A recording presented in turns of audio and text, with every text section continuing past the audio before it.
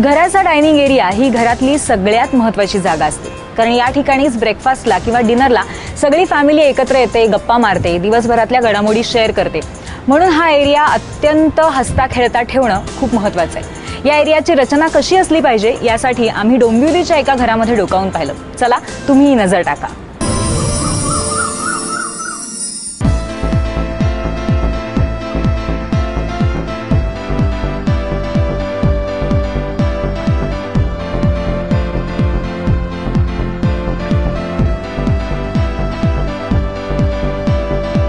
डोंबिवली ईस्टला आपण आहोत डॉक्टर म्हात्रे यांच्या घरी आणि त्यांच्या घराचा आपण आता डायनिंग एरिया बघणार आहोत.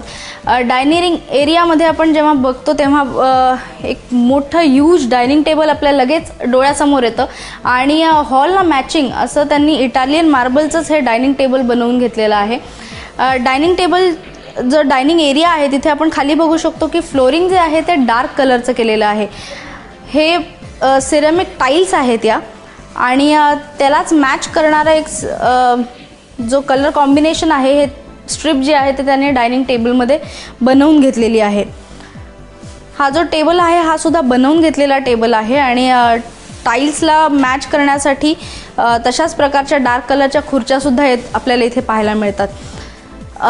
डायनिंग एरिया तसा बराच स्पेशियस आहे आणि जर तुम्ही बघितलं तर हा हॉलशी कनेक्टेड आहे. त्याचबरोबर TV बघत बघत काही वेळा आपल्याला जेवण करायचं असतं, त्यामुळे त्याच्यासाठी सुद्धा सुटेबल आहे. त्याचबरोबर आपण इथे बघू शकतो की याच एरियामध्ये इथे एक देवघर आपल्याला बघायला मिळतंय. देवघर हे जनरली आपण बघतो की संगमरवराचं असतं, त्याच प्रकारचं देवघर सुद्धा एक मोठं देवघर आपल्याला इथे पाहायला मिळतंय आणि हा जागेचा योग्य वापर आपल्याला बघायला मिळतोय, कारण हा डायनिंग एरिया तसा बराच मोठा आहे. त्याचबरोबर इथे बघितलं तर एक मोठ्या खिडक्या आपल्याला बघायला मिळतात.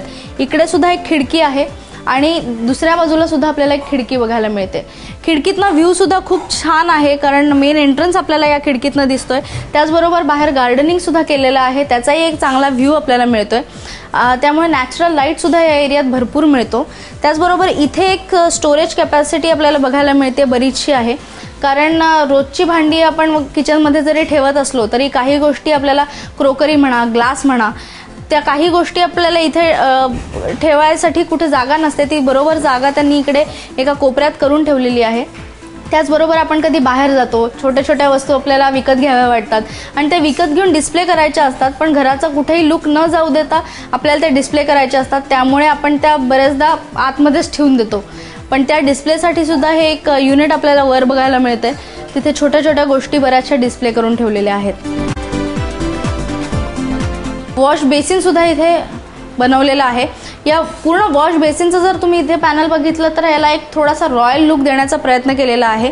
हे जो बेस आहे याला ऑनेक्स मार्बल लावलेलं आहे. ऑनेक्स मार्बलमध्ये लाईट थोडासा रिफ्लेक्ट होतो, त्यामुळे जर तुम्ही वर बघाल तर इथे वर आपल्याला एक लाईटची छोटीशी झलक बघायला मिळते.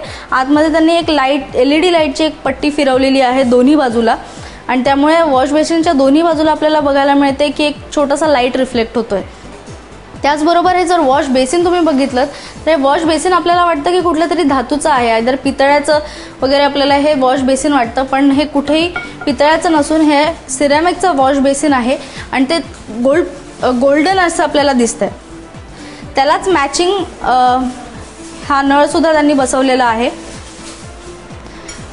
याच्याच खाली जर तुम्ही बघाल तर हे जे मार्बल आहे त्याचा फक्त एक कट्टा तयार न करता याला तिकडे खाली त्यांनी फिरवलेलं आहे आणि फिरवून त्यांनी इथे छानसे 2 आर्टिफॅक्ट्स इथे ठेवलेले आहेत.